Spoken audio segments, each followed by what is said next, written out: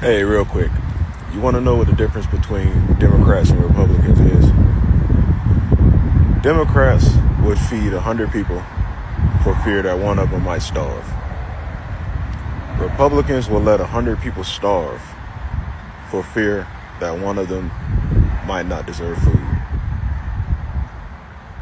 That pretty much sums it up.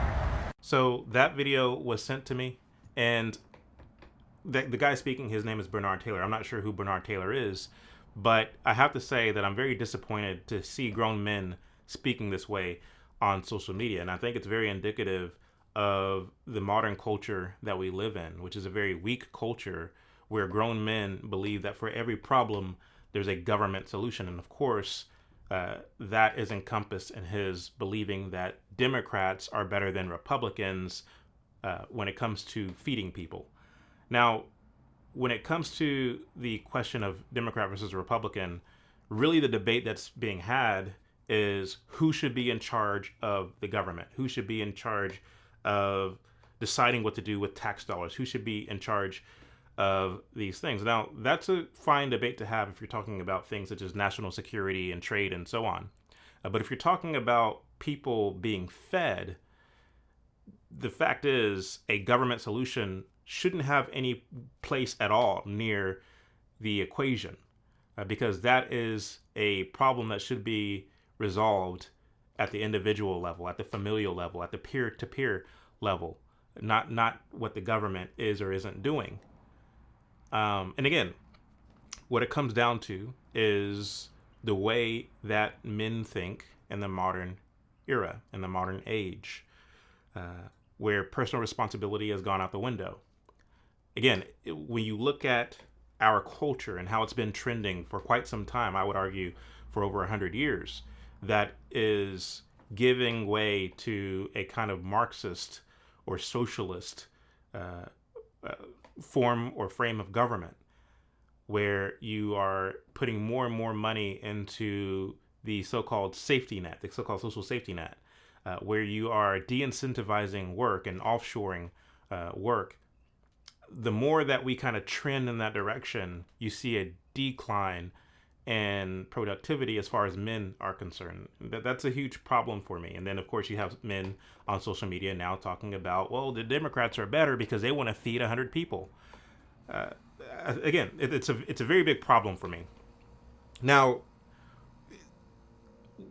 I think that when it comes to these kind of debates, one of the things that is necessary is to identify the problem. And I think that's where myself and Bernard have a disconnect. He believes that the problem is that we need to feed the 100 people because there's one person among the 100 who, for whatever reason, is not being fed. And so we just need to basically just disperse money, disperse food in such a way that no one goes hungry. I don't believe that that's the problem. Once again, I believe that the problem is that there's this kind of knee-jerk response that there should be a government solution in the first place. That's what I believe the problem is.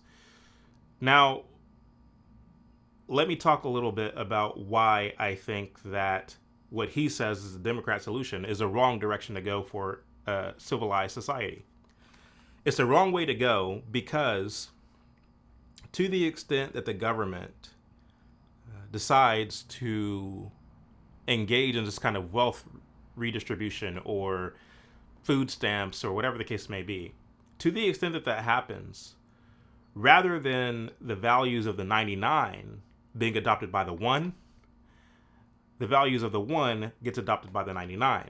What do I mean by that? Well, if the 99 are already feeding themselves by implementing the values of productivity, resourcefulness, intuitiveness, if they're already doing what they need to be doing by applying themselves, because there's an incentive to provide food for yourself to eat, then those are the values that one should be adopting, should be implementing, should be learning from. But when you take it in the other direction and you pass all these laws, you implement all these regulations for the sake of the one, well, what happens is the values of the one begin to bleed in to the values of the 99, where they begin to adopt the poor character traits of the one versus continuing in the implementation of the values that have caused them to survive heretofore. And that's my biggest issue with it. And again, you see a decline in the mores of society the more you begin to implement more and more of these kind of social welfare policies. And that's just a fact. Take a look at any major city where these kind of things go on. And this leads to my final point, which is to answer a question that is sure to come up in light of everything that I just said. And that question is, well, what about the fact that at the end of the day, the one still needs to be fed? The one still needs to eat. Well, I take it back to personal responsibility in identifying the problem. So let's identify the problem. Why is it that the one is not able to feed himself? There's a whole bevy of answers to the question, depending on the scenario, depending on the situation. Could be that he's neglecting his responsibilities. It could be that he fell on hard times, that he suffered an injury that sidelined him and now has medical bills, whatever the case may be. There's a whole bevy of different scenarios that could be the issue. But for every problem, for every scenario, there's a private sector solution. If the issue is that he doesn't know how to apply himself in the workplace, if the issue is that he doesn't know how to grow his own food or be resourceful, then there is a number of people among the 99 who are perfectly willing and able to take this individual under their wing, teach him skills, impart to him values that he might then be able to feed himself and care for himself.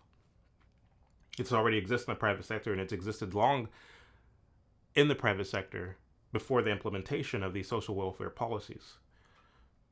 If the issue is that he fell on hard times or was sidelined due to a medical issue or whatever the case may be, still, there are people among the 99 people who are in his family, even, who, if he shows himself to be receptive of the help and to humble himself, who are perfectly willing to render aid to him and to be charitable towards him, especially if he is dedicated to the prospect of pulling his own weight once he gets back to his feet or whatever the case may be. And so there are a million solutions to the problem before it ever even gets up to a government solution. But this notion that we should tax the 99 to provide for the one is not a solution. It's certainly not a good solution because it leads to adverse effects. It leads to friction among the people, resentfulness and bitterness that I'm having to be taxed even more than national security and other such things in order to provide for my neighbors who are not willing to pull their own weight. So you begin to see how that leads to friction. And so, my message to grown men is, take pride in personal responsibility. Good pride, not evil, wicked pride, but take pride in your responsibility to provide. And stop getting on the internet yapping about how there should be a government solution to every problem, because it's off-putting. It doesn't put you in exactly the greatest light. And my message to children and students and young folks who might be watching this is not every problem has a government solution. In fact, most problems don't have a government solution, because think about it. Elections come once every 2 to 4 years, depending on the election. And what this means is the decision that you make for who should run government is a decision that comes once in a blue moon. Your decision to eat is a daily decision. Your decision to get up and go to work is a daily decision. Your decision to apply yourself and be productive is a daily thing. So most of your problems are issues that you're dealing with on a daily basis that has solutions at the ready within the private sector on a peer-to-peer basis. It has nothing at all to do with the government. So we really need to get off of this whole Republican versus Democrat.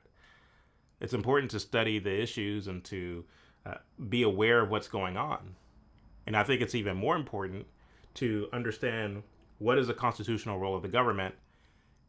And because when you understand what the constitutional role of the government is, you'll be less inclined, hopefully, to vote for politicians who take on the beliefs that Bernard was just sharing in that video, that the government has a responsibility to feed you. Understand how that suppresses real productivity in the land. Anyway, that's all I have to say about that. Thank you for sharing the video with me. If you have another video you want me to respond to, feel free to DM them to me. In the meantime, don't forget to like this video and to share this video and subscribe to the channel. I'm Chad O. Jackson. Thank you.